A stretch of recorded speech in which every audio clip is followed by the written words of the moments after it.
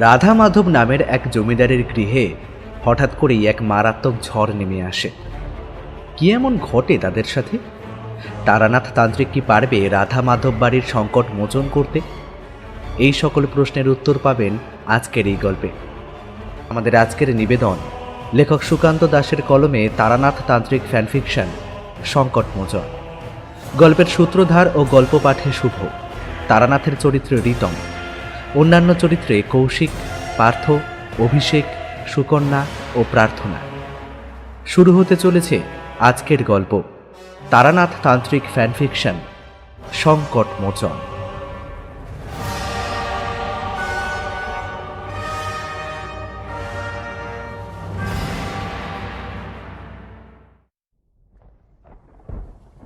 তারানাথের বাড়িতে যেদিন আসি সেদিনই বোধহয় বৃষ্টি হয়, আর তার মধ্যে এখন বর্ষার সময়, তাই সারাদিন টিপটিপ করে বৃষ্টি পড়েই যাচ্ছে। তবে এই সপ্তাহটা অফিসে যেতে আর অফিস থেকে ফিরতে যে কতটা সমস্যায় পড়তে হয়েছে তা বোধহয় আমরাই জানি। এর মাঝে একদিন আমাদের তাস খেলার আড্ডায় গিয়েছিলাম। অনেকদিন যাওয়া হয় না, তাই কিশোরী আর আমি সেখানে গিয়েছিলাম। সত্যি বলতে কিশোরীর মেসে তাস খেলার আড্ডা বসতো আগে, এখন কিন্তু সেখানে বসে না। কোনো একটা কারণে মেসের ম্যানেজার তাস খেলা নিয়ে দু একটা কথা শুনিয়ে দিয়েছিল সবাইকে, তাই তাস খেলার আড্ডা বসে আমাদের অফিসের এক সহকর্মীর বাড়িতে। সেখানে একটা দিন কাটিয়ে বেশ ভালোই লেগেছে। আসলে অফিস থেকে ফিরে কিশোরীর সাথে সেখানে গিয়ে একটা সন্ধে কাটিয়ে এলাম, এই তো দুদিন আগেই। আর সেখানেই পরিচয় হলো একজনের সাথে, যার বাড়িতে আড্ডা বসে তার নাম মনমোহন গাঙ্গুলি। মনমোহন গাঙ্গুলির এক দূর সম্পর্কের আত্মীয় সম্প্রতি তার কাছে কয়েকদিনের জন্য থাকতে এসেছে। কথায় কথায় তার কাছে তারানাথের কথা উঠেছিল। আমাদের চেনা এক ঠাকুর মশাই আছে, তা তুমি একবার তার কাছে গিয়ে দেখতে পারো। আমার মনে হয় তোমার এই সমস্যার সমাধান তিনি করতে পারবেন। মনমোহন গাঙ্গুলির সেই আত্মীয়র নাম রাধা মাধব সেনগুপ্ত। ভদ্রলোকের একটা অদ্ভুত সমস্যা হয়েছে তার বাড়িতে। যেখানে তিনি থাকেন সেইখানে বেশ কয়েক মাস ধরে, মাস দুয়েক ধরে অদ্ভুত সব ব্যাপার রাতের বেলায় ঘটে। তার মনে হয় তার বাড়ির আশেপাশে রাতের বেলা কেউ যেন ঘুরে বেড়ায়। দিনের বেলা তার বাড়িতে কোনো পশু পাখি কোনো কিছুই ঢোকে না। তার বাড়ির পাশের বাড়িতে থাকা একটা গোয়াল ঘরের গরু রাতের বেলা অদ্ভুতভাবে চিৎকার করতে থাকে। এই সমস্ত ব্যাপারের কোনো আসল কারণ কিন্তু তিনি খুঁজে পাননি। তার মধ্যে একটা কাজে তিনি মনমোহন বাবুর কাছে এসেছেন, আর সেখানে এসে কথায় কথায় আমাদেরকে ব্যাপারটা জানিয়েছেন। তা কিশোরীর কথা শুনে ভদ্রলোক বললেন, আচ্ছা, আপনি কি কোনো ভূতের ওঝার কথা বলছেন? সেসব নয়, তিনি একজন ঠাকুর মশাই, একসময় তান্ত্রিক ছিলেন। বেশ কিছু ক্ষমতা রয়েছে ওনার। আপনার যা সমস্যা সেই সমস্যা ইনি সমাধান করে দিতে পারবেন। একদিন সময় করে আমাদের সঙ্গে চলুন না, আপনার তো এইসবে বিশ্বাস রয়েছে। তা উনি কেমন টাকা পয়সা নিয়ে থাকেন? এত কিছু শোনার পরে এবার আর আমি চুপ থাকতে পারলাম না, তাই বললাম, দেখুন, টাকা পয়সার কথা আপনার ভাবার প্রয়োজন নেই। ঠাকুরমশাই এমনিতেই খুব ভালো মানুষ, আর টাকা পয়সা নিয়ে তিনি তেমন চিন্তিতও নন। আপনার কাজ হলে আপনি খুশি হয়ে তাকে যা দেবেন তিনি তাই নেবেন। আপনি যদি মনে করেন কিছু দেবেনও না, তাতেও তার কোনো আপত্তি নেই। আর আপনি আমাদের সঙ্গে গেলে সেই সব নিয়ে উনি কথা বলবেন বলে তো আমাদের অন্তত মনে হয় না। এ আবার হয় নাকি? উনি আমার হয়ে কাজ করে দেবেন, অথচ তাকে আমি টাকা দেব না? তবে আমার বিপদ থেকে উদ্ধার পাওয়ার পরেই কিন্তু আমি ওনাকে টাকা পয়সা যা দেবার। ওসব কথা এখন থাক না, ওসব এখন প্রয়োজন নেই। আপনি বলুন কবে নাগাদ যেতে পারবেন? এই সামনে রবিবার যদি যেতে পারেন। সামনে রবিবার? আচ্ছা, চলুন তাহলে, ওই দিনই যাব। সেই ভদ্রলোককে নিয়ে কিশোরীর আমার বাড়িতে আসার কথা রয়েছে। সে এলেই আমরা বেরিয়ে পড়ব। কিন্তু সকাল থেকে বাইরে টিপটিপ বৃষ্টি হয়েই চলেছে। এই বৃষ্টিতে কিশোরীর যে অসুবিধে হবে না তা আমি জানি, কিন্তু সেই ভদ্রলোক আসতে পারবেন কিনা সেটা নিয়েই আমি চিন্তিত হয়েছিলাম। সকালে চা খেয়ে সোফায় বসে আমি এসব নিয়ে ভেবে চলেছি। এমন সময় দরজায় কেউ কড়া নাড়ল। আমি উঠে গিয়ে দরজা খুলতে দেখি কিশোরী দাঁড়িয়ে আছে, আর তার পাশে সেই ভদ্রলোক একটু হাসি মুখেই আমার দিকে তাকিয়ে রয়েছে। কই, তুমি তৈরি তো? চলো বেরিয়ে পড়া যাক। বৃষ্টিটা এখন টিপটিপ করে হচ্ছে, একটু পরে যদি আবার জোরে নামে তাহলে বুঝতেই পারছো। আর রাধামাধব বাবুকে নিয়ে এলাম, বুঝলে? তা বেশ ভালো করেছো। ওনার যদি তারানাথের কাছে গিয়ে কোনো সাহায্য হয় তাহলে তো ভালো কথা। আর মনমোহনবাবু তো চেনা লোক। বলছিলাম কি, খালি হাতে ঠাকুর মশাইয়ের কাছে যাওয়াটা কি ঠিক হবে? কিছু নিয়ে গেলে ভালো হতো না? তা যদি কিছু নিয়ে যেতে চান তাহলে এক প্যাকেট পাসিং শো নিয়ে নিন, আর যদি মনে হয় তাহলে কিছু তেলে ভাজাও নিয়ে নেবেন। রাধামাধববাবু বোধহয় একটু অবাক হলেন। ব্যাস এইটুকু? এই যে এইটুকু নিয়ে যাচ্ছেন, তাতেই দেখবেন কত খুশি হয়। আমাদের কথা শুনতে হবে না, আপনি তাকে চেনেন না তাই এসব কথা বলছেন। একবার তার কাছে গিয়ে পড়তে পারলেই বুঝবেন তিনি কেমন।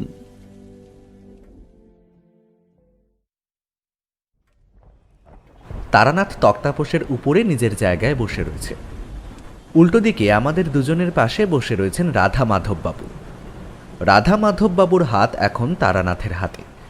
সে খুব মন দিয়ে রাধামাধববাবুর হাত দেখছে। এখানে একটা কথা বলে রাখা ভালো, আমরা কিন্তু এখনও রাধামাধববাবুর কোনো সমস্যার কথা তারানাথকে বলিনি। আসলে সে ব্যাপারটা ইচ্ছে করেই বলিনি। রাধামাধববাবু যাতে তারানাথের কথা শুনে একটু আশ্চর্য হয়, সেটাই আমাদের ইচ্ছে।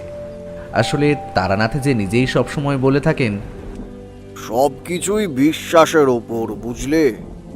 তুমি যদি বিশ্বাস করে কারো দেওয়া একটা মাদুলি কিংবা তাবিজ গলায় হাতে পড়ে থাকো তাহলে তাতে কিন্তু কাজ হবে। আর যদি তুমি অবিশ্বাস করে কোনো তন্ত্রমন্ত্র ক্রিয়া করা কোনো বস্তু ধারণ করো তাতেও কিন্তু তোমার কাজ খুব ভালোভাবে হবে না। বিশ্বাসের সাথে কাজের একটা সম্পর্ক রয়েছে। বেশ কিছুক্ষণ তারানাথ রাধামাধববাবুর হাত ধরে থাকার পরে রাধামাধববাবুর দিকে তাকিয়ে বললেন, আপনার একটা বিপদ রয়েছে দেখতে পাচ্ছি। মনে হয় আপনার সেই বিপদের কাল শুরু হয়ে গেছে। বড় জোর মাস দুয়েক ধরে আপনার সাথে অদ্ভুত কিছু ঘটার কথা। যেমন কোনো কারণে আপনি ভয়ে পেয়ে থাকতে পারেন, কিংবা আপনার বাড়ির আশেপাশে এমন কিছু ঘটতে পারে যেগুলো অতি স্বাভাবিক কিছু নয়। এ কথায় রাধামাধববাবু একবার আমাদের দিকে তাকালেন, তারপরে বললেন, আপনি ঠিকই বলেছেন ঠাকুরমশাই, আমি বড্ড বিপদে পড়েছি, আর সেই কারণেই আপনার কাছে আসা। কিন্তু এই বিপদের সমাধান যে আমি করতে পারবো না। তারানাথের মুখে এমন একটা কথা শুনে সত্যি বলতে আমরাও অবাক হয়ে গিয়েছিলাম। কিশোরী বলে উঠল, সে কি ঠাকুর মশাই, আমরা যে অনেক বড় বড় কথা বলে ভদ্রলোককে আপনার কাছে নিয়ে এলাম, এখন যদি আপনি এমন কিছু বলেন তাহলে আমাদের মান থাকে না যে। তারানাথ রাধামাধববাবুর হাত ছেড়ে দিয়ে বসে উদাস গলায় বলল, না হে, এখানে আমার কিছু করার নেই। যা করতে হবে তা ওনাকেই করতে হবে। ওনার বাড়িতেই মাস দুয়েকের মধ্যে বাইরে থেকে কোনো একটা জিনিস ঢুকেছে, আর তার সাথেই জড়িয়ে আছে এই সমস্ত বিপদের সূত্রগুলো। একবার মনে করে দেখুন তো, মাস দুয়েক আগে আপনার বাড়িতে বাইরে থেকে কোনো কিছু এসেছে কি? রাধামাধববাবু যেন খুব করে মনে করার চেষ্টা করতে লাগলেন।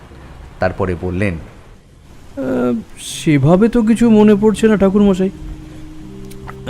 তবে হ্যাঁ, যতদূর মনে পড়ে, মাস দুয়েক আগে একদিন দুপুরে আমার বাড়িতে এক ভিখারি এসে উপস্থিত হয়েছিল।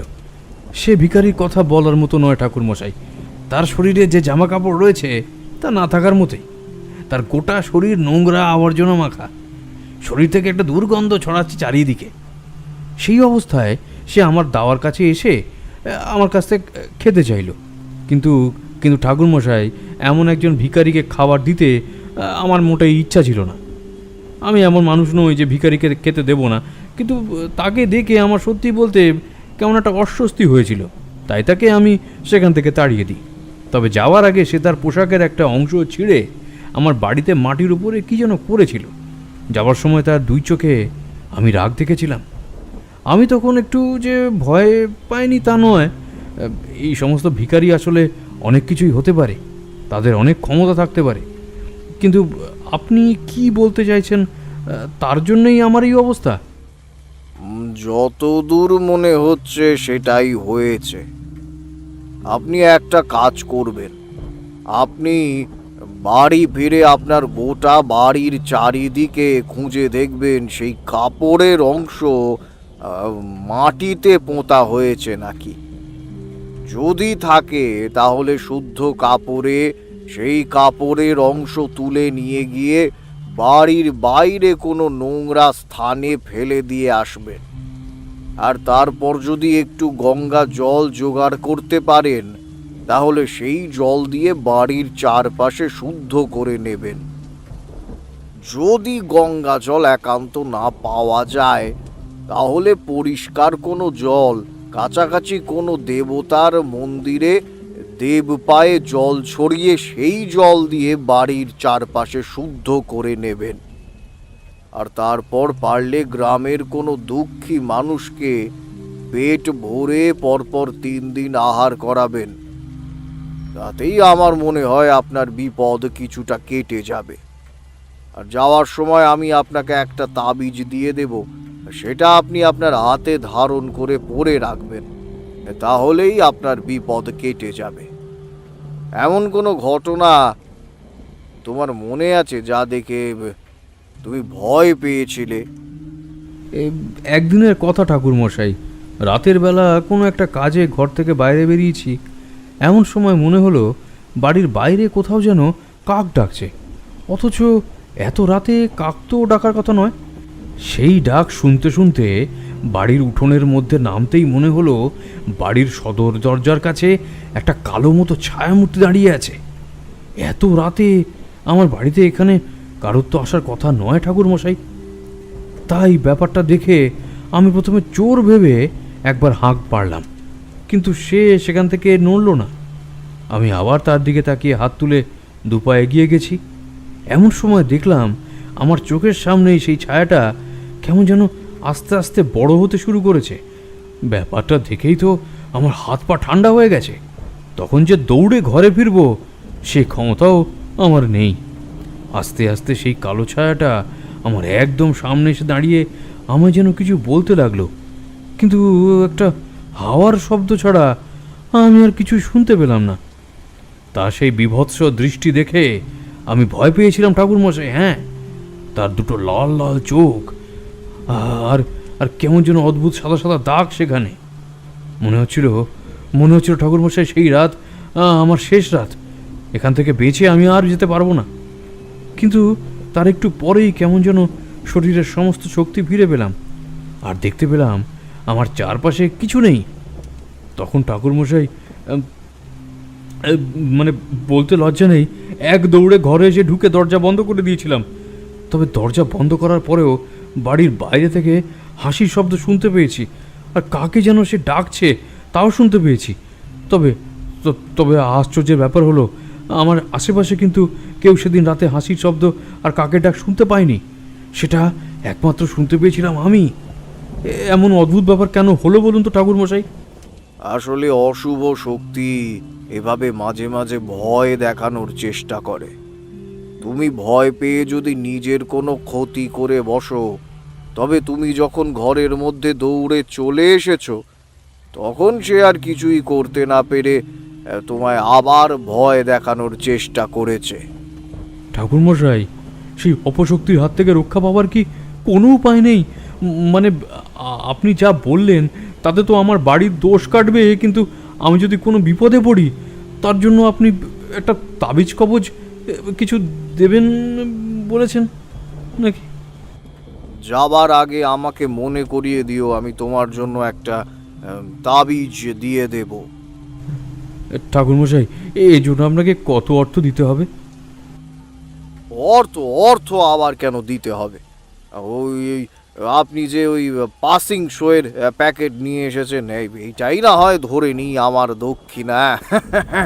আর তাছাড়া তেলে ভাজাও তো এনেছেন। কি বলো কিশোরী?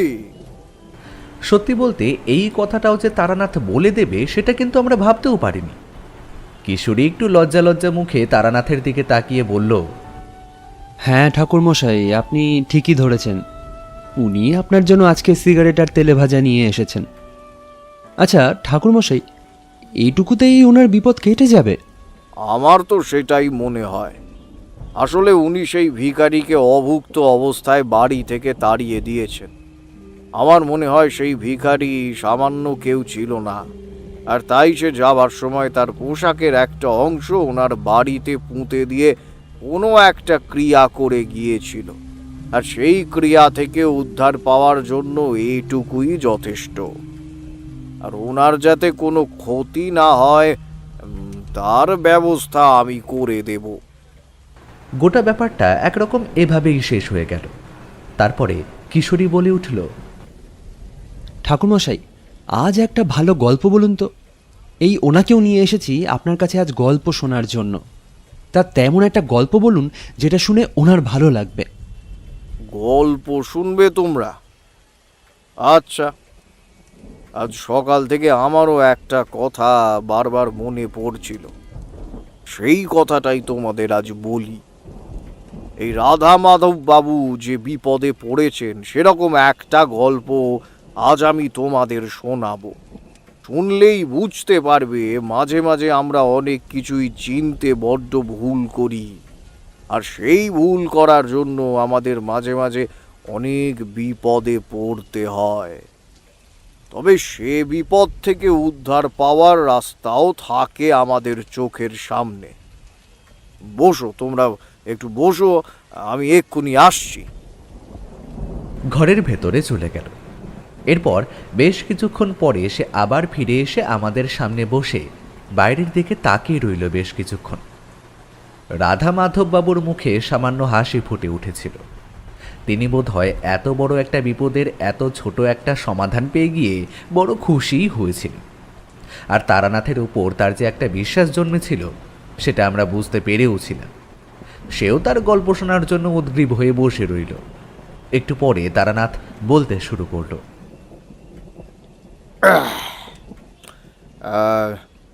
তখন ভাদ্র মাসের বর্ষা শেষ হয়ে শরতের প্রবেশ করার সময়। যেদিকে তাকাবে সেদিকে দেখা যাবে সবুজ হলুদ ধানের ক্ষেত। কোথাও কোথাও ফসল পেকে উঠতে শুরু করেছে। এ সময়টা চাষিদের জন্য বেশ আনন্দের। মাসখানেক পরেই মা আসছে। মাকে নতুন করে সাজিয়ে দেওয়ার জন্য গ্রামের এখানে ওখানে ততদিনে মিটিং শুরু হয়ে গেছে। সকালের নরম রোদের আলো গ্রামের বাড়ির গায়ে গাছের ডালে পড়ে কেমন যেন চকচক করে উঠছে। বাতাসে ভালোভাবে কান পাতলে শুনতে পাবে অদ্ভুত এক সুর। সেই সুর মনের মধ্যে গিয়ে পৌঁছালে মনের ভেতরটা কেমন উথাল পাথাল করতে শুরু করে। মনে হয় এ জীবন বড় সামান্য। এ জীবনে আমরা এমন কিছুই পাইনি যা আমাদের এই জীবনের প্রতি আকর্ষিত করতে পারে। আসলে জীবনে কিছু নেই, সব পড়ে আছে ওই দূরে, বহু দূরে। আকাশের মেঘের দিকে তাকালে যেমন মন কেমন করে ওঠে, সেই সময় এমনই এক দিনে এক গ্রামের মধ্যে মাটির রাস্তা ধরে আমি হেঁটে চলেছি। যেদিকে তাকাই সেদিকে দিগন্ত বিস্তৃত ধানের ক্ষেত। বহু দূরে দেখা যায় জমির মধ্যে চাষিরা কাজ করে চলেছে। হাঁটতে হাঁটতে গ্রামের পথ ধরে যত ভেতরের দিকে চলেছি তত দু একটা মানুষজনের দেখা পাচ্ছি। বেশ খানিকটা হাঁটতে হাঁটতে এভাবেই এগিয়ে গেছি। এমন সময় একজনকে দেখলাম একটা গরু হাঁটিয়ে নিয়ে যাচ্ছে। আমি তার দিকে এগিয়ে গিয়ে প্রশ্ন করলাম, শুনছো শুনছো, বলি তোমাদের এই গ্রামের নাম কি গো? লোকটা এতক্ষণ আমাকে দেখতে পায়নি। গরুটার গায়ে হাত বোলাতে বোলাতে সামনের দিকে এগিয়ে যাচ্ছিল। আমার কথা শুনে এবার আমার দিকে তাকালো, তারপর দুটো হাত তুলে আমাকে নমস্কার করে বলল, আগে পেন নাম হই ঠাকুর মশাই, আমাদের এই গাঁয়ের নাম হেতমপুর। তা আপনার আশা হচ্ছে কোথা থেকে? আমি আমার গায়ের কথা বললাম, তারপর এটাও বললাম যে আমি পথে পথে ঘুরে বেড়াই, এখন ঘুরতে ঘুরতে এই গ্রামে এসে পড়েছি। তা তাই সেই যখন পড়েছেন এক কাজ করুন না ঠাকুর মশাই, গাঁয়ে বেশ বড় পুজো রয়েছে, এই কাল রাতেই পুজো হবে, থেকে যান দুদিন এই গ্রামে। সত্যি বলতে সেই গ্রামে থাকার ইচ্ছে আমার ছিল না, কিন্তু গ্রামে পুজো রয়েছে, অনেকদিন তেমন বড় কোনো পুজো আমি সামনে থেকে দেখিনি। সাধনা করতে হয়েছে মাঝে মাঝে, কোথাও কেউ বিপদে পড়লে তার জন্য পুজো যজ্ঞ এসব করতে হয়েছে, কিন্তু গ্রামের কোনো একটা পুজো নিজে দাঁড়িয়ে থেকে দেখব সেটা অনেকদিন হয়নি। সে কোন ছোটবেলায় গ্রামে পুজো দেখতাম, তারপর বেরিয়ে পড়ার পরে তেমন সুযোগ তো কয়েকবার ছাড়া জোটেনি, তাই একটু উৎসাহের সাথেই বললাম, পুজো আছে? তা কি পুজো বলো তো? মা কালীর পুজো। জমিদার বাড়িতে এ সময় প্রতি বছর মা কালীর পুজো হয়, সেই পুজো আছে কাল। একবার যান না ওদিকে, ওদিকে গেলেই দেখতে পাবেন কত আয়োজন। তার কথা আমার বেশ ভালো লাগলো। তার সাথে আরো কিছুক্ষণ কথাবার্তা বলে আমি হাঁটতে হাঁটতে জমিদার বাড়ির দিকে চললাম। মনের মধ্যে ইচ্ছে ছিল দুদিন এখানে থেকে পুজো দেখেই যাই। জমিদার বাড়ির কাছে গিয়ে পৌঁছতে কিন্তু সত্যি দেখতে পেলাম এলাহি ব্যাপার। জমিদার বাড়ির সামনের খোলা জায়গাতে পুজোর আয়োজন চলছে, এদিক ওদিক ছড়িয়ে রয়েছে লোকজন, উপরে শামিয়ানা টাঙানো হয়েছে। মূর্তি তৈরি প্রায় শেষ হয়ে এসেছে, এখনো কাজ করে চলেছে দুজন তিনজন মতো। মূর্তির দিকে তাকিয়ে থাকতে থাকতে বেশ ভালো লাগলো। কালী মায়ের এমন মূর্তি আমি আগে দেখিনি।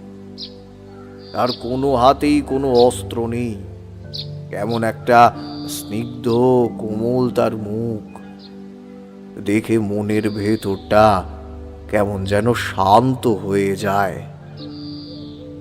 আমি এত লোকজনের ভিড়ে দাঁড়িয়ে মায়ের মুখের দিকে তাকিয়ে রয়েছি, তাকিয়ে থাকতে থাকতে আমার মনে হলো যেন আমার আশেপাশের পরিবেশটা কেমন যেন বদলে যাচ্ছে।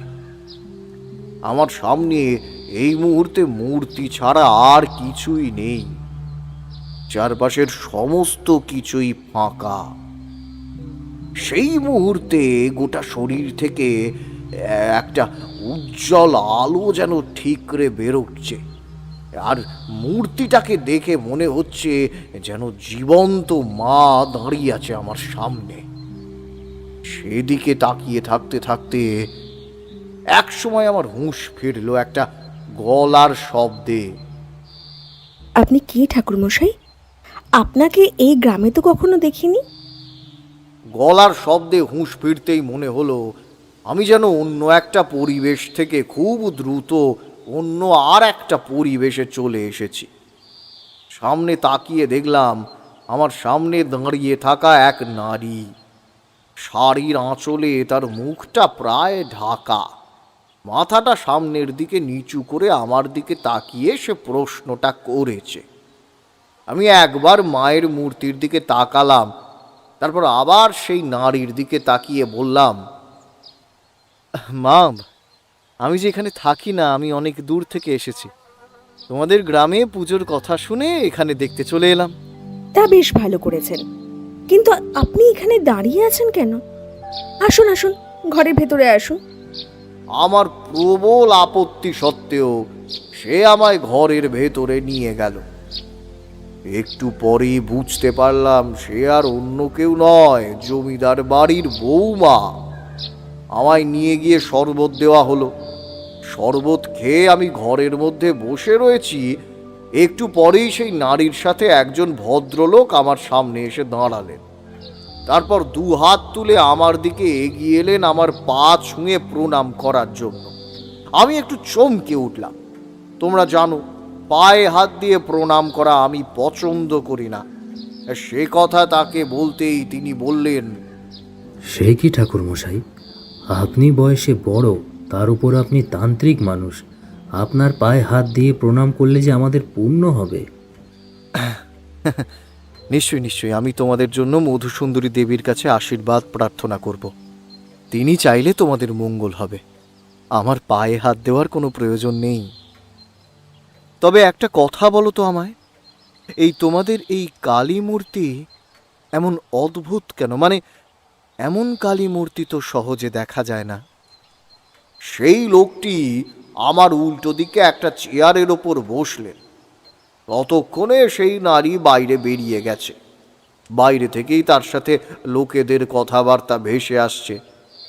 সেদিকে তাকিয়ে থাকতে থাকতে এবার সেই লোকটি বলল, ঠাকুরমশাই, যে দেবী মূর্তি আপনি দেখতে পাচ্ছেন তেমন মূর্তি আপনি আর কোথাও দেখতে পাবেন না। আসলে এই দেবী মূর্তি তৈরি করেছিলেন আমার ঠাকুরদা। আমার ঠাকুরদা মায়ের বড় ভক্ত ছিলেন। আমাদের বাড়ির পিছনের দিকটায় একটা মন্দির দেখতে পাবেন, সেখানেই কালী মায়ের মূর্তি রয়েছে। তবে ঠাকুরদা স্বপ্নে আদেশ পেয়েছিলেন মায়ের মূর্তি এভাবে তৈরি করার জন্য, আর তাই ঠাকুরদার সময় থেকে বছরের এই সময়ে এই মায়ের মূর্তির পুজো করে 2 দিন ধরে পুজো হয়। তারপর পুজো শেষে মূর্তি নদীতে বিসর্জন দিয়ে দেওয়া হয়। এটা একরকম আমাদের পরিবারের একটা রীতি বলতে পারেন। তবে এখন ঠাকুরদা আর বেঁচে নেই, বাবাও বেঁচে নেই, রয়েছি আমি আর আমার স্ত্রী। আমাদের একটি ছোট ছেলেও আছে ঠাকুরমশাই। তবে ঠাকুরদার সেই রীতি এখনও আমরা ত্যাগ করিনি। এখনও প্রতি বছরের এই সময়ে এই পুজো আমরা করে থাকি। সত্যি বলতে বড় ভালো লাগছিল তার কথা শুনে।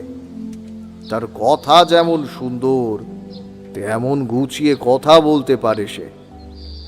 তো আমি তখন বললাম, 2 দিন ধরে পুজো হবে শুনলাম। তোমার যদি কোনো আপত্তি না থাকে তাহলে আমি কি এই 2 দিন এখানে থাকতে পারি? আসলে তোমাদের পুজো দেখার বড় ইচ্ছে হয়েছে আমার। সে কি কথা, আপনি পুজো দেখবেন তাতে আমি আবার আপত্তি করব কেন? থাকুন না আপনি 2 দিন কেন, যত দিন ইচ্ছে হয় আপনি থাকুন। আপনাদের আশীর্বাদে অতিথিকে রাখার মতো এবং আহার করানোর মতো ক্ষমতা এখন আমার রয়েছে। এরপর তার সাথে কথাবার্তা চলতে লাগলো বেশ কিছুক্ষণ। পরে বাইরে থেকে একজন এসে তাকে ডেকে নিয়ে গেলে সে আমায় বসতে বলে বাইরে বেরিয়ে গেল। তা সেই দিনটা কোনো রকম ভাবে কেটে গেল। রাতে গোবিন্দভোগ চালের খিচুড়ি, আলুর দম, একটা তরকারি, এমনকি পায়েস পর্যন্ত খেলাম। শুনতে পেলাম গোটা সপ্তাহ নাকি তারা নিরামিষ আহার ভক্ষণ করে। আমার অসুবিধা হবে তাই বারবার তারা ক্ষমা চাইলেন। কিন্তু সত্যি বলতে খাওয়া দাওয়ার ক্ষেত্রে আমার তো কোনো বাদ বিচার ছিল না। নিরামিষ আমিষ কোনো খাবারই আমার কোনো সমস্যা ছিল না। আর সত্যি বলতে পথে নেমে এমন কতদিন গেছে যে না খেয়ে থাকতে হয়েছে, তার থেকে তো এ অনেক ভালো। রাতে খাওয়া দাওয়ার পর মন্দিরের পেছনের দিকে মন্দিরটা দেখতে গেছি। এদিকে যে যার কাজকর্ম করে ততক্ষণে বাড়ি ফিরে গেছে। অন্ধকার নেমে এলে গ্রামের মানুষ বাইরে খুব একটা থাকে না। মন্দিরের থেকে ঘুরতে ঘুরতে হঠাৎ মনে হলো মন্দিরের চাতালের কাছে এ যেন একটা বসে আছে। ব্যাপারটা দেখে প্রথমে মনে করলাম এই বাড়ির কোনো কাজের লোক কিংবা অন্য কেউ হবে। আমি পায়ে পায়ে সেদিকে এগিয়ে যেতেই দেখতে পেলাম যে বসে আছে সে বড় কেউ নয়, ছোট বাচ্চা কেউ হবে। আমি ভাবলাম তাহলে কি জমিদার মশাইয়ের সেই ছেলেটি এখানে এসে বসে আছে? মনে একটু কৌতূহল হলো। আমি ওখানে আর একটু এগিয়ে গেলাম। অল্প অন্ধকারের মধ্যেও আমি বুঝতে পারলাম যে দাঁড়িয়ে আছে সে কোনো ছেলে নয়, একটা বাচ্চা মেয়ে। আমার এবার কেমন অবাক লাগলো, এত রাতে বাড়ির পেছনের দিকে মন্দিরে এই বাচ্চা মেয়েটি কোথা থেকে এলো? আমি আর একটু এগিয়ে গিয়ে প্রশ্ন করলাম, এই তুমি কে গো? এত রাতে এখানে বসে আছো কেন? আমার কথার উত্তর সে কিন্তু কিছুই বলল না। তার বদলে অদ্ভুতভাবে হাসতে লাগলো। তার হাসি শেষ হতেই সে বলল, আমি যে এখানেই থাকি গো, আমি আর কোথায় যাব? আমি এখানেই বসে থাকি সারাদিন। আমি তাকে আরো কিছু একটা প্রশ্ন করতে যাব, তার আগে একটা অদ্ভুত ব্যাপার দেখতে পেলাম। সে হাঁটতে হাঁটতে আমার দিকে যত এগিয়ে আসছে তত আমার মনের মধ্যে যেন একটা অনুভূতি হচ্ছে। বলার মতো কোনো ভাষা আমার নেই। আমি কেমন যেন পাথরের মূর্তির মতো চুপ করে দাঁড়িয়ে রইলাম। সে হাঁটতে হাঁটতে আমার অনেকটা কাছে এসে দাঁড়ালো। তারপর অন্ধকারে সেই হাসিটা আবার শুনতে পেলাম। আমার চারপাশটা কেমন যেন আস্তে আস্তে পরিবর্তন হয়ে আসছে বলে আমার মনে হচ্ছে। আমি সামনের দিকে তাকিয়ে তাকে দেখতে পাচ্ছি, কিন্তু তাকে কিছু বলার মতো কোনো শক্তি কিংবা হাত পা নাড়ানোর মতো কোনো শক্তি আমার কাছে রইল না। কেমন যেন অদ্ভুত কোনো একটা উপায়ে আমার গোটা শরীরটা পাথরের মতো হয়ে গেছে। আমার চোখের সামনে দিয়ে সে আবার হাঁটতে হাঁটতে সেই মন্দিরে গিয়ে ঢুকলো। একটু পরেই পেছনের দিক থেকে একটা ডাক শুনে আমার সম্বিত ফিরল। আমি সামনে তাকিয়ে দেখি কোথাও কেউ নেই। পেছনে তাকাতেই দেখতে পেলাম সেই লোকটি এসে দাঁড়িয়েছে। এখানে বলে রাখা ভালো, তার নাম ভবানী। ভবানী একটা হারিকেন হাতে নিয়ে আমার পেছনে এসে দাঁড়িয়ে বলল, ঠাকুরমশাই, আপনি এখানে কি করছেন? আমি গোটা বাড়ি খুঁজে আপনাকে পেলাম না। তারপর ভাবলাম মনে হয় আপনি ওই মায়ের মন্দিরের কাছে এসেছেন। তখন আমার মধ্যে অদ্ভুত একটা ভাব চলছিল। সেটা প্রকাশ করার মতো ক্ষমতা আমার ছিল না। বারবার আমার মনে হচ্ছিল একটু আগে আমি যাকে দেখতে পেয়েছি সে আর অন্য কেউ নয়। কিন্তু অন্ধকারে আমি ভালোভাবে কিছুই বুঝতে পারিনি। ভবানীর কথার উত্তর দিচ্ছি না দেখে সে আবার বলল, কি হয়েছে ঠাকুরমশাই? আপনি ঠিক আছেন তো? সত্যি বলতে তার কোনো কথার উত্তরই আমি দিতে পারলাম না। তার সাথে হাঁটতে হাঁটতে ঘরের ভেতরে এসে ঢুকলাম। সকলে তখন ঘুমিয়ে পড়ার জন্য তোড়জোড় করছে। এ বাড়িতে ভবানী আর তার স্ত্রী আনন্দময়ী ছাড়া তাদের ছোট ছেলে থাকে। তাছাড়া কয়েকজন কাজের লোকও থাকে। আমার জন্য একটা ঘর বরাদ্দ করা হলো। সেখানে গিয়ে আমি বিছানায় শুয়ে ভাবতে লাগলাম, একটু আগে ওই মন্দিরের কাছে আমি তাহলে কাকে দেখলাম? ব্যাপারটা কিন্তু মাথার মধ্যে রইল না। কখন যেন ঘুমিয়ে পড়লাম।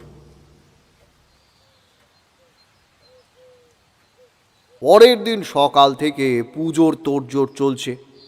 তার মধ্যে আরও একটা কথা জানতে পারলাম, জমিদারের ছেলের নাকি ভীষণ অসুখ।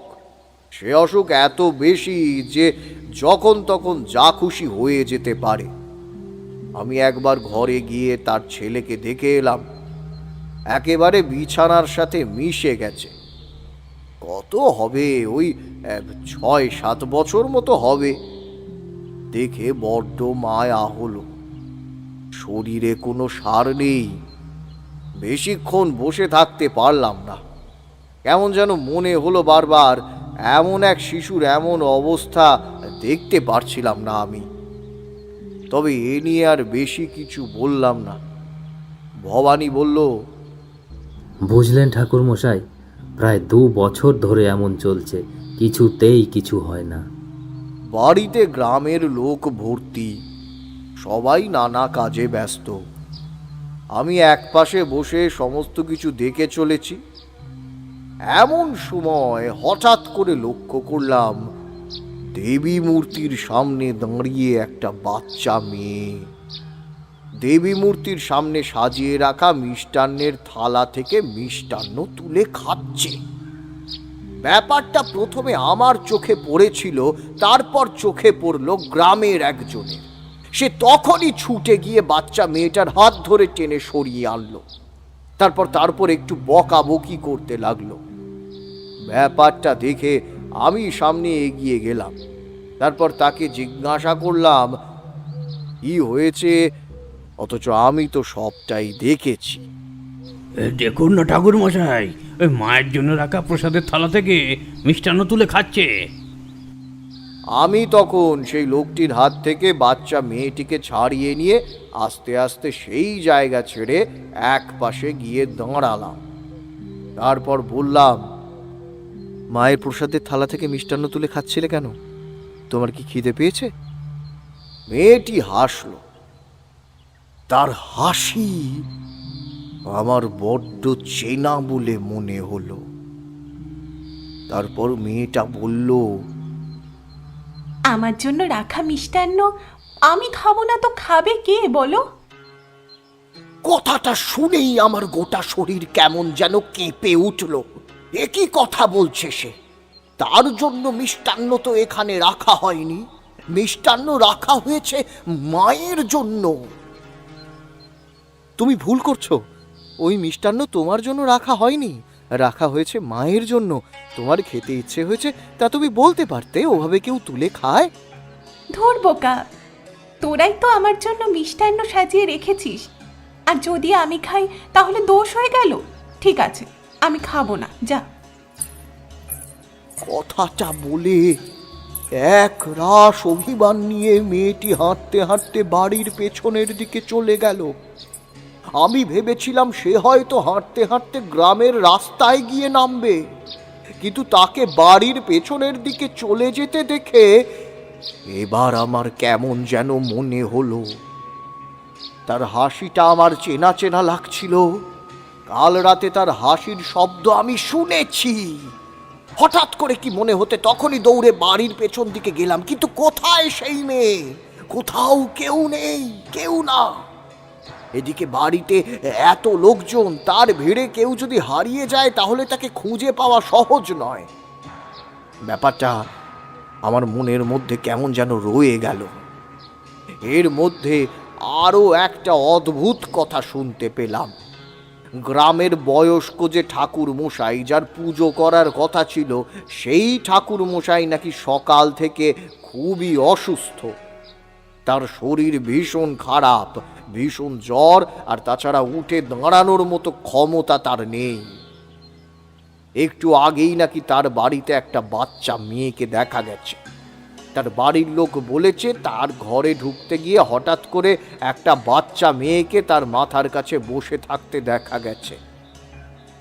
সেই বাচ্চা মেয়েটি নাকি ঠাকুর মশাইয়ের মাথায় হাত বুলিয়ে দিচ্ছিল। বাড়ির লোক ভেবেছে গ্রামের কেউ হবে কিংবা বাইরে থেকে কেউ এসেছে, তাই তাকে সেখান থেকে তাড়িয়ে দিয়েছে। তবে এর পর থেকেই নাকি ঠাকুর মশাইয়ের শরীর ভালো হতে শুরু করেছে। যতদূর মনে হয় পুজো শুরু হওয়ার আগে ঠাকুর মশাইয়ের শরীর সুস্থ হয়ে যাবে। তাই সেই মেয়েটিকে গ্রামের সবাই এখন খুঁজতে শুরু করেছে। আমি মনে মনে একটা ব্যাপার আন্দাজ করে নিয়ে কেমন যেন চমকে উঠলাম। তারপর সামনে রাখা কালী মায়ের সেই শান্ত মূর্তির দিকে তাকালাম। মায়ের মুখটা এখন কেমন যেন হাসি হাসি। সেদিন সন্ধ্যের দিকে আরও একটা ঘটনা ঘটল, আর সেই ঘটনাটাই সব থেকে বেশি মনে রাখার মতো। সবাই যখন সবকিছু গুছিয়ে এনেছে, একটু পরেই পুজো শুরু হবে, তখন হঠাৎ করে একটা বাচ্চা মেয়ে সবার মাঝখান থেকে হেঁটে গিয়ে মায়ের মূর্তির ঠিক কাছে বসে পড়ল। ব্যাপারটা দেখতে পেয়ে একটু পরে গ্রামের লোকজন মিলে তাকে সেখান থেকে তুলে নিয়ে এলো। তারা একটু ক্ষুণ্ণই হয়েছিল বোধহয়, তাই তাকে মারার জন্য হাত তুলতেও গিয়েছিল, কিন্তু সেখানে ভবানী গিয়ে উপস্থিত হলো। সে বলল, ছেড়ে দাও তোমরা ওকে, ছেড়ে দাও। তুমি কে বলো তো? আজ দুপুরেও মনে হয় তোমায় একবার আমি দেখেছি। মেয়েটি কিন্তু হাসতে লাগলো, কোনো কথা বলল না। ভবানী আরও একবার জিজ্ঞাসা করলো, তুমি কোথা থেকে এসেছো? এই গ্রামে তো তোমায় আগে দেখিনি। তখনই বাড়ির ভেতর থেকে একজন এসে বলল, এই জমিদার মশাই, জমিদার মশাই, এই আপনার ছেলে আবার চোখ মেলে তাকিয়েছে। কথাটা শুনে আমি এবার কেমন যেন অবাক হলাম। গ্রামের সকলের মধ্যে একটা গুঞ্জন উঠল। জমিদার মশাই ঘরের ভেতরে গিয়ে ঢুকলেন, আর সেই ফাঁকে সেই মেয়েটি একটা অদ্ভুত কাণ্ড করল। সে আবার সেই মূর্তির পায়ের কাছে গিয়ে বসে মূর্তিতে দেওয়ার জন্য রাখা একটা মালা তুলে নিয়ে নিজের গলায় পরে ফেলল। আর তারপর সেখানে বসে অদ্ভুতভাবে একটা হাত ওপরের দিকে তুলে রাখল। তাকে তুলে দেওয়ার জন্য একজন এগিয়ে যাওয়ার চেষ্টা করতেই আমি বলে উঠলাম, ও কাজ করো না, ও কাজ করো না, তোমরা বুঝতে পারছো না ও কে। আমার কথার মধ্যে বোধহয় কিছু একটা ছিল। যারা এগিয়ে গিয়েছিল তারা কেমন যেন শান্ত হয়ে গেল, আর তখনই সেই মেয়েটি আবার সেই অদ্ভুতভাবে খিলখিল করে হাসতে লাগলো। সেই হাসি এত তীব্র যে মনের মধ্যে কেমন যেন ধক করে ওঠে। সে গলায় মালা পরে আস্তে আস্তে সেখান থেকে উঠে বাড়ির পেছনের দিকে চলে গেল। আবার জমিদার মশাই ঘর থেকে বেরিয়ে সেই বললেন, কোথায় গেল সেই মেয়েটি? আমি তার এমন অদ্ভুত কথাবার্তা শুনে বললাম, কেন, কি হয়েছে? ঠাকুরমশাই, আমার ছেলে, তার কথা তো আপনি জানেন, আজ 2 বছর ধরে বিছানায় পড়ে আছে। তার যে কী রোগ হয়েছে তা কেউ ধরতে পারছে না। ছেলে আমার খেতে পারে না, কথা বলতে পারে না, বিছানায় মরার মতো পড়ে থাকে। কিন্তু আজ এই সন্ধ্যের একটু আগে আমি যখন ঘরে ঢুকছি, তখন আমার স্ত্রী আমার একটা অদ্ভুত কথা বলল। সে ছেলের ঘর থেকে বেরিয়ে এসে পাশের ঘরে গিয়েছিল। একটু পরেই ছেলের ঘরে ঢুকতে গিয়ে সে চমকে ওঠে। ছেলের বিছানার মাথার কাছে দাঁড়িয়ে রয়েছে একটি মেয়ে, আর সেই মেয়েটি 2 হাত দিয়ে আমার ছেলের মাথায় হাত বুলিয়ে দিচ্ছে। ব্যাপারটা দেখে আমার স্ত্রী প্রথমে চমকে উঠেছিল, কিন্তু তারপরে সে দরজার বাইরে দাঁড়িয়ে গোটা ব্যাপারটা দেখতে থাকে। মাথায় হাত বুলিয়ে দিতে দিতে সেই মেয়েটি কিছু কথা বলে চলেছিল। আর কোনো ভয় নেই তোর, আর কোনো ভয় নেই, সব ঠিক হয়ে যাবে, দেখবি সব ঠিক হয়ে যাবে। তুই বিছানা ছেড়ে নামবি, হেঁটে চলে বেড়াবি, আমার মন্দিরের কাছে যাবি। তোমার কোনো চিন্তা নেই, তোমার কোনো চিন্তা নেই ভবানী। যে এসেছিল সে তার কাজ করে দিয়ে গেছে। সে তোমার ছেলেকে ভালো করে দিয়ে গেছে, এমনকি গ্রামের সেই পুরোহিতকেও সুস্থ করে দিয়ে গেছে। এখন তোমরা খুশি মনে মায়ের পুজো করো। মা সব ঠিক করে দিয়ে গেছে, মা সব ঠিক করে দিয়ে গেছে। জমিদার বাড়িতে একটা খুশির রোল পড়ে গেল। পুজো শুরু হলো। আমি এক মনে বসে পুজো দেখতে লাগলাম। বারবার সেই মায়ের মূর্তির দিকে তাকিয়ে আমার কিন্তু সেই মেয়েটির মুখটাই মনে পড়ে যাচ্ছিল। বারবার মনে হচ্ছিল যেন মায়ের মুখের বদলে তার মুখটা বসানো রয়েছে। সে আমার দিকে তাকিয়ে বলছে, কি বোকা তুই! আমার চিনতে পারলি না ওরে পাগল ছেলে? আমি মায়ের মুখের দিকে তাকিয়ে রয়েছি, আমার দু চোখ বেয়ে জলের ধারা নেমে আসছে। এদিকে পুজো শুরু হতে ধুনোর ধোঁয়ায় চারপাশটা কেমন যেন ভরে গেল। সবাই মন দিয়ে পুজো দেখছে।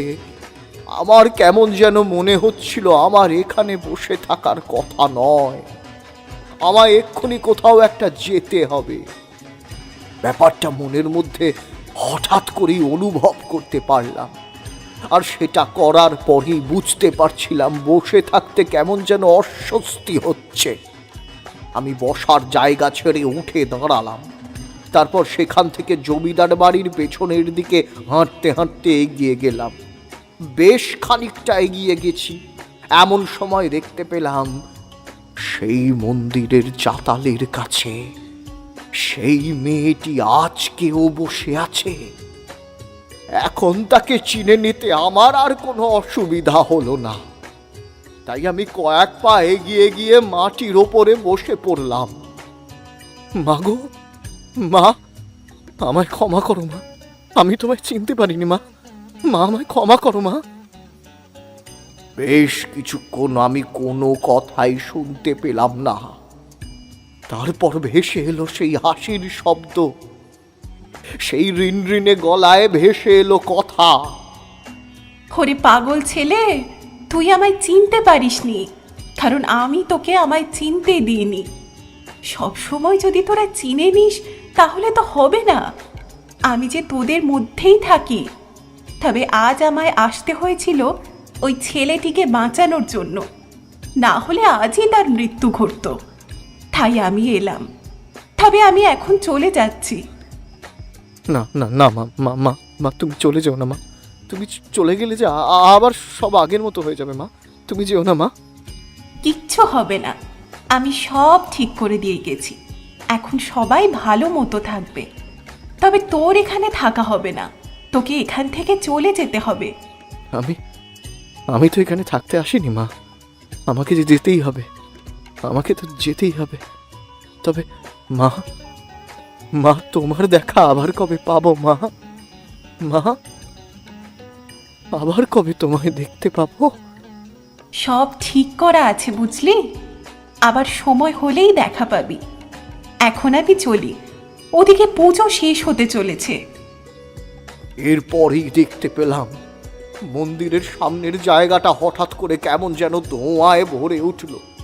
কিন্তু পুজোর জায়গা থেকে ধুনোর ধোঁয়া এত দূর পর্যন্ত তো আসা সম্ভব নয়। আমি সামনের দিকে তাকিয়ে বিহ্বল চোখে বসে রইলাম।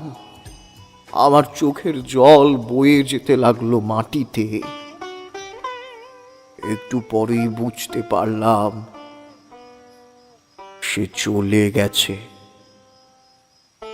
গোটা জায়গাটা কেমন যেন শূন্য বলে মনে হতে লাগলো। আমার বুকের ভেতরটা কেমন কেঁপে উঠল। সেদিন পুজো শেষ হবার পরে ভবানী আমার ঘরে এসে ঢুকলো। তারপর বলল, ঠাকুরমশাই, ঠাকুরমশাই, আপনি বুঝতে পেরেছিলেন না সেই মেয়েটি আসলে স্বয়ং মা? হ্যাঁ, তার অদ্ভুত সব কথা শুনে আমার মনে হয়েছিল এটা। তাছাড়া কাল রাতে যখন তোমার বাড়ির পেছনের মন্দিরের কাছে গিয়ে দাঁড়িয়েছিলাম, তখন আমি একবার তার দেখা পেয়েছিলাম। কিন্তু সে যে এভাবে আমাদের সকলের সামনে আসবে সেটা বুঝতে পারিনি। মায়ের অশেষ কৃপা ঠাকুরমশাই যে আমার ছেলেটি সুস্থ হয়ে গেছে, আর আপনি এসেছিলেন বলেই হয়তো এই সব কিছু হওয়া সম্ভব হয়েছে। আপনাকে যে আমি কি বলে ধন্যবাদ দেব ঠাকুরমশাই। আপনাকে কিন্তু আর কয়েকটি দিন থেকে যেতে হবে এখানে। না না, সেটা যে হবে না ভবানী। আমায় যে কাল সকালেই বেরিয়ে পড়তে হবে। আমার যে অন্য এক জায়গায় যাওয়ার কথা রয়েছে। তা আপনার যখন যাওয়ার ইচ্ছে রয়েছে তাহলে আমি আর আটকাবো না। তবে এইদিকে এলে কিন্তু আমার বাড়ি একবার আপনার পায়ে ধুলো দিতে হবে ঠাকুরমশাই। পরদিন সকালে ভবানী ও আনন্দময়ীর কাছ থেকে বিদায় নিয়ে আমি গ্রাম ছাড়লাম। তারানাথের গল্প শেষ হতেই আমরা উঠে পড়লাম। তারানাথ আমাদের থামিয়ে দিয়ে বলল, একটু অপেক্ষা করে যাও, রাধা মাধব বাবুর জন্য একটা তাবিজ নিয়ে আসি। আমরা অপেক্ষা করতে লাগলাম। একটু পরেই তারানাথ একটা ছোট্ট তাবিজ আমাদের এনে দিল। তবে তাবিজটা কিন্তু একটা লাল রঙের কাগজে মোড়া ছিল। সেটা রাধা মাধবের হাতে দিয়ে তারানাথ বলল, হ্যাঁ, এইটা এখন ধারণ করবেন না। বাড়ি ফিরে যে সমস্ত ক্রিয়া আমি করতে বলেছি সেগুলো করবেন। তারপরে সমস্ত ক্রিয়া শেষে ভালো করে স্নান করে এই তাবিজ লাল রঙের সুতোয় ধারণ করবেন, হাতে কিংবা গলায়। তাহলেই আপনার বিপদ কেটে যাবে। রাধা মাধববাবু তারানাথের পা ছুঁয়ে প্রণাম করতে গিয়েছিল, কিন্তু তারানাথ আপত্তি করে বলে উঠল, পায়ে হাত দিয়ে প্রণাম আমি গ্রহণ করি না। আমি মধুসুন্দরী দেবীর কাছ থেকে আপনার জন্য আশীর্বাদ কামনা করব, আপনার মঙ্গল হবে। যান। যদি তাই হয় তাহলে কিন্তু আমি আবার এখানে আসব আপনার কাছে অবশ্যই। তখন কিন্তু আমি আপনাকে কিছু দিতে চাইলে আপনি কিন্তু না করতে পারবেন না। তারানাথ হাসল, কিছু বলল না। আমরা বেরিয়ে এলাম। পথে নেমে রাধা মাধববাবু বললেন, এ এক আশ্চর্য লোক, বুঝলেন? হ্যাঁ, এর আগে যাদেরকে আমি এ সমস্ত কথা বলেছি তারা সবাই অর্থের কথা বলেছে, কোনো এক পুজো করতে হবে কিংবা কোনো দোষ কাটাতে হবে ইত্যাদি কারণে। এই প্রথমবার এমন কাউকে দেখলাম যিনি অর্থের কথা তো বললেনই না, উল্টে অর্থ নিতে অস্বীকার করলেন। আমি আর কিশোরী বোধহয় মনে মনে হাসলাম। সেই ব্রজভূষণের বিশ্বাস তারানাথ যেইভাবে অর্জন করেছিলেন সেইভাবে রাধা মাধবের বিশ্বাস অর্জন করতে হলো না। তবে রাধা মাধব যদি সেই বিপদ থেকে উদ্ধার পেয়ে যায় তাহলে তারানাথের যে আরও একজন গুণমুগ্ধ ভক্ত জুটবে সেই বিষয়ে আমাদের কোনো সন্দেহ রইল না। আমরা পথে নামতেই কিন্তু বৃষ্টিটা আবার শুরু হলো, তাই বাধ্য হয়ে আমাদের ট্রাম ধরতে হলো। এরপর রাধা মাধব তার গ্রামে ফিরে গিয়েছিল। তবে সেখান থেকে সপ্তাহ দুয়েক পরে মনমোহনের কাছে চিঠি পাঠিয়েছিল।